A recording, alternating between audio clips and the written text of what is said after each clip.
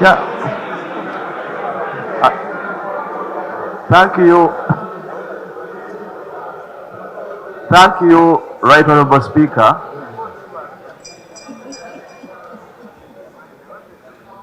Right Honorable Speaker and colleagues.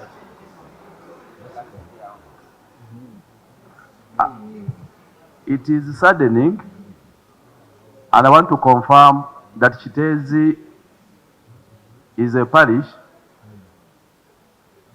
under Kasanga Town Council, the constituency being Kyadondo East. The affected villages of Lusanja, Kiteetika, and Masoli parish existed way back. Actually, by the time the landfill was commissioned or gazetted in 1996, Kiteezi and Lusanja existed, and the people had their own land. It is actually the landfill that formed the people, not the people settling near the landfill. Right Honorable Speaker and colleagues, it is saddening, just as we joined the Parliament, this particular Parliament, in September 2021, I petitioned the Parliament and government on this floor and informed the House and government of the worsening state and condition of the landfill. Actually, a few days after, I went to the landfill with the State Minister for Kampala and the Deputy Executive Director for Kampala. Water flooding from the landfill had taken away people's houses. Part of our demands was for KCCA to station standby engineers on site so that they could avert the flooding, maintain the landfill, and regularly caution or alert the neighbors in the event of any risk. Unfortunately, on Saturday, with no alert, with no proof of a standby KCCA engineer or technical person, it is reported and narrated by the witnesses, not even as reported by the media. The witnesses are reporting that it was a blast that blew up the sand and garbage in the air with the smoke, and then it came down covering people's houses. That's the narrative from the residents. They even continue to allege that for months they saw Chinese contractors installing the pipes in the heap of garbage, because there are two heaps. There's a new heap and the old heap. Now the old heap is the one where the Chinese installed arranged pipes. And when the locals questioned, these Chinese briefed them, according to the narrative from the locals, that they are extracting gas. KCCA must come out open. What were the Chinese doing? We don't want to imagine and assume that it was a mere slide by the landfill. There are more likelihood that it was either an accident or an intentional mistake or negligence by either the Chinese or even KCCA. And even if it was the contractors, it was in full knowledge of KCCA. No one has mentioned that, not even in the Prime Minister's statement. Equally, when this tragedy happened, Right Honorable Speaker and colleagues, I beg for your indulgence because I'm the area MP, and I'm sorry for taking long, much as all of you have issues to add. Colleagues, when this tragedy befell, it is the locals who did the first and initial rescue. Using hands, hose, and pangas, we provided them with equally gloves. And every person reported to have been retrieved alive was actually retrieved by the locals, not government, not KCCA, not even police. When police came, they came with hundreds of servicemen, some in uniform, some ununiformed. By the time I arrived, I was there with the Minister for Disaster. The police themselves and some of their servicemen in plain clothes tried even to stop me from accessing. Of course, they had prior knowledge that for us, we wanted to find out what were the Chinese doing. We wanted to dig out and identify the positions that had been reported by the locals. As we speak now, Right Honorable Speaker and colleagues, part of the complaint we are having on ground, true, there are so many agencies on ground. And true, we have held meetings, both with the Minister, the Prime Minister, and so many other agencies. But one of the concerns that has remained a constant is that the rescue operations are only done during the day. From Saturday, it is even saddening that people had to die. They were buried beyond the garbage. KCCA and this government could not proceed with the rescue efforts overnight. I was there at midnight. People were still crying under the garbage. Because in the first rescue efforts, people were following up, those who were knocking up, and they were digging those particular spots. The police and the militants chased us away.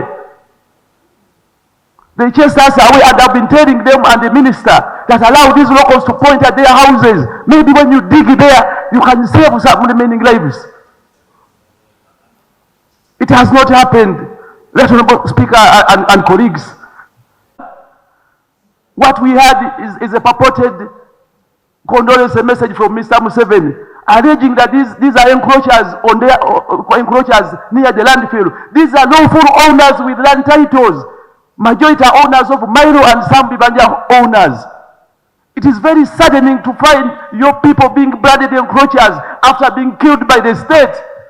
Who was in charge of the landfill? Under which law do neighbors owe a duty to protect themselves against actions of a neighbor? Right Honorable Speaker and colleagues.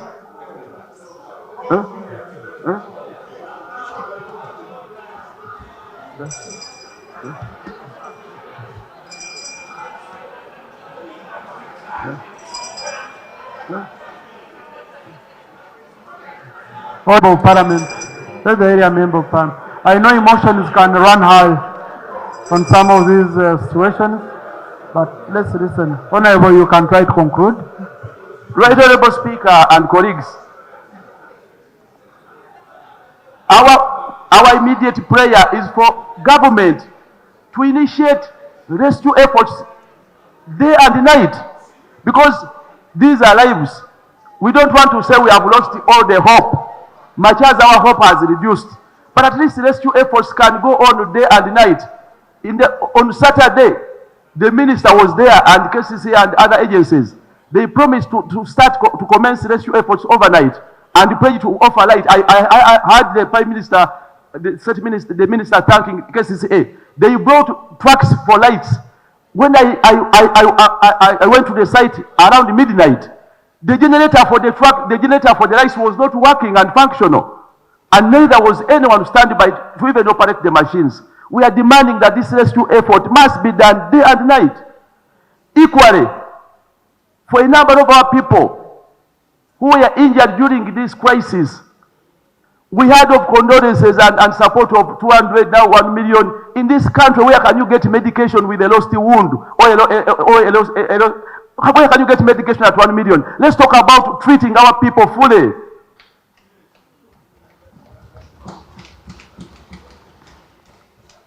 Equally, when it comes to resettlement, it is true.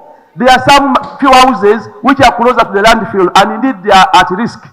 But we are saying, as we discussed the question of resettling them in a tent, our people who had their own houses and land won't be resettled in the tents for the rest of their lives. We want a comprehensive approach that will talk about how do you compensate these people, where are they going. They cannot be taken to stay in the tents forever. These are people, some with families.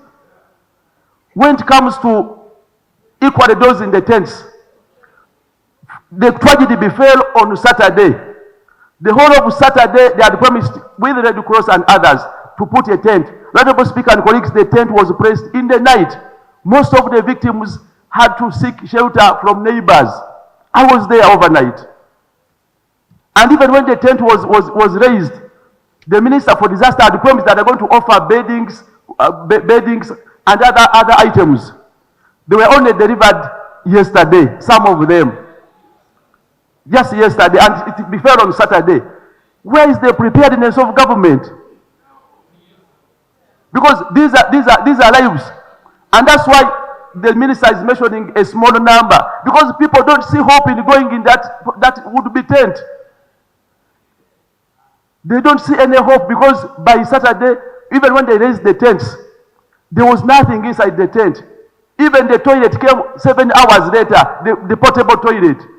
And these are lives you are putting in a tent. Where is the preparedness and the urgency in rescuing and supporting these people? Honorable Speaker and colleagues, as I conclude, when part of the concerns of the locals is the security organs brought in their own people in plain clothes who they are working with. Those same people working with security blocked the rightful residents, including myself as the area MP initially, until it had to be the intervention of the minister and the IGP. And we are telling them we are the people who know. Indeed, the Prime Minister was embarrassed on the ground when she inquired from one of the people working with the police, and that person could not identify the relative he's looking for. There is a possibility that there are some people who are pressed to own bodies not belonging to themselves and want to understand what is being done at the mortuary to ensure that the bodies are handed to rightful relatives. Because there's a likelihood, and the same, and even those who are right, I interacted with one of the family which claimed that they were being charged to retrieve their body from the city mortuary. I brought it to the attention of the Minister for Kampala and the Prime Minister on the ground. We need a clear position and commitment that these people are going to be supported, compensated, and get their bodies for free. It is KCCA responsibility and government. Government must come out open and own up this saga and make a promise to compensate and fully compensate these people. As I conclude, Right Honorable Speaker and colleagues, when I will conclude this time, we are very sad. We are very sad as people of Chadondo East. We are very sad as the people of Kiteezi and Lusanja. But I want to bring to your attention, Right Honorable Speaker and colleagues, that a number of these victims are from your areas. Actually, when I was on ground overnight, I saw a family of 20 stranded outside, covering themselves and I got interested and inquired. They told me they had traveled from Mbale. Another family had traveled from Guru. And these people are saying that the family members are still missing, buried by the sun. Right Honorable Speaker and colleagues, when the Prime Minister visited Lusanja yesterday, I brought to their attention that some of these families are not from here, but they have come to identify their bodies. The rescue exercise has delayed. How do we support them? The Prime Minister said we cannot support them. These are your people. They are there waiting for bodies of their relatives. They traveled from your areas. They don't have a house. I pleaded with the Prime Minister that allow some of these people, just screen them and allow them to shelter in the tent because they are staying outside. When you see them, you may think they are residents of our area. No, they traveled from your own areas. You people here, you members here. When I brought the attention of the Prime Minister. Honor Mwada, I know it's very emotional and all that, okay? But just conclude, please. Use 1 minute to conclude that, please. My prayer and my request is that even these people who traveled from distant areas must be supported. The Prime Minister rejected that proposal with the ministers, and I'm bringing it to your attention because they travel from your own areas. Who is going to support them? They are staying outside because the rescue effort is ongoing. They haven't received their own bodies. What should they do? And then lastly, the locals are requested to be allowed to identify positions of their own houses. Much as they were chased from the landfill, but they are saying they know the exact location of their houses. They wanted to support and assist the police. We requested that at least they identify one relative, one family member at a go. They take that member down to identify the location of their house. Because these excavators are going step by step. They may take months to reach. There are even some KCCA workers who are trapped in a KCCA small truck. They are still under the garbage. But KCCA is not speaking about it. There are some KCCA workers who are operating a smaller machine. They were also covered. The distance from where the excavators have reached to where they are is still long. And the coverage is not even a quarter so far in terms of the coverage. We must make all efforts and advocacy that the rescue is speeded up and we support our people. It is very saddening, that Honorable Speaker and colleagues. Thank you. Now, Honorable Mwada, we to pray for the souls of our colleagues and whatever can be done to support the rescue efforts. You know, even those who are risking their lives to carry out the rescue. You know, because as you've said, any time it can also fall on those ones. So we need to give more support to those who are carrying out the rescue and everyone who can make a contribution. Now, colleagues,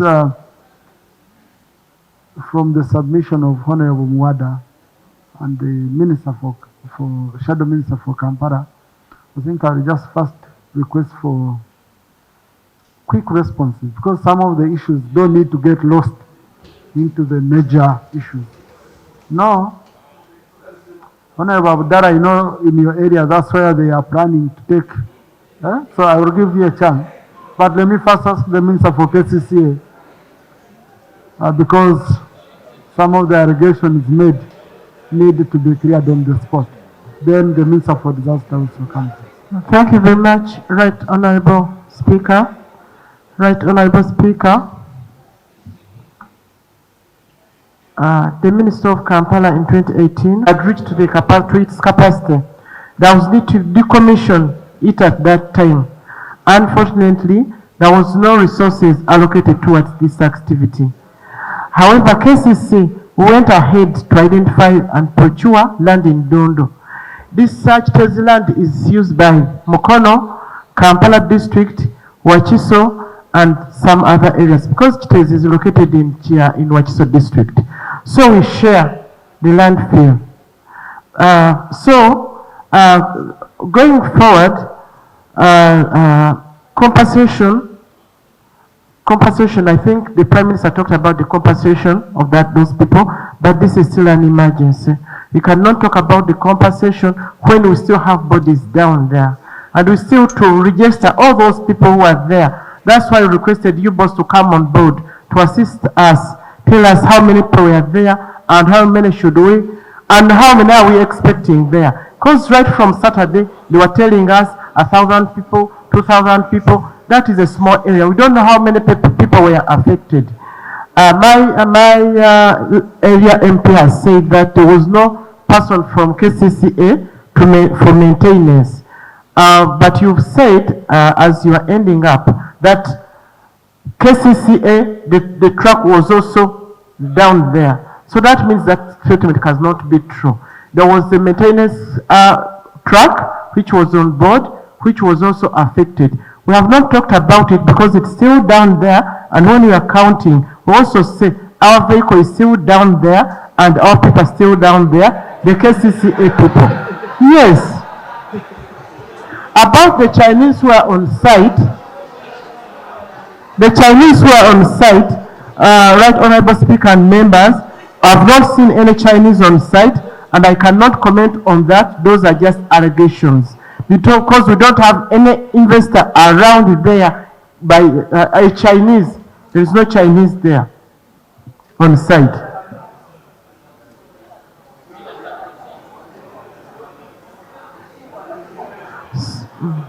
Information. I got confirmation from the camp. Honorable, information you're first allowed. You don't just grab the microphone. I know it's a sad moment for your area, but we must follow rules even in such a moment. Right Honorable Speaker, KCC submitted requests for funding starting with the Ministerial Policy Statements 2018, 2019, 2020. Since then, the requests have been submitted every financial year. In 2021, 2022, 2023, 2024, I myself came up with this policy statement, but nothing was done.